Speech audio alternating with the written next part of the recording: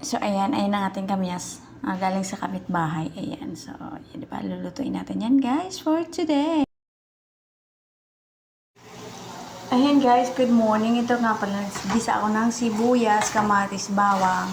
Saka ito yung nilagay ko ang fresh na alamang. So, ayan.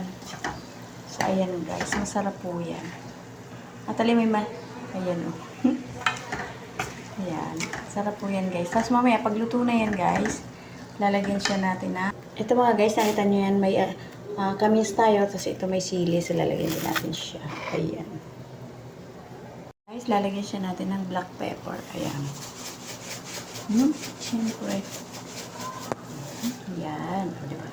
Kasi natin asin. Ayan. Ito lalagay natin pang timpla. Ayan.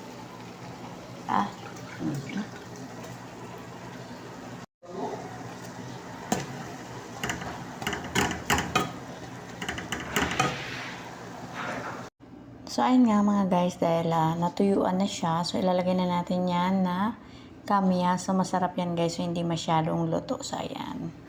Yung kamyas. Ayan. Fresh na fresh ang kamyas guys. Ayan. Masarap na yan guys. So, ayan. Luto na yan guys na ating alamang. And then, ang kamyas okay na yan guys. So, i-open na natin ang ating kalan.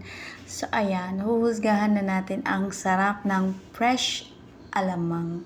Ayan, ang sarap yan guys. So, marami kang kanin na mauubos niyan. Ayan, o, diba? With sili pa yan guys. Kaya ano pang hinihintay nyo? Magluto na yan. Ayan. O, ayan ang kamyas natin guys. O, diba? Fresh na fresh. So, ayan na nga siya guys. Ayan, ready to serve na. Kain na! Thank you for watching!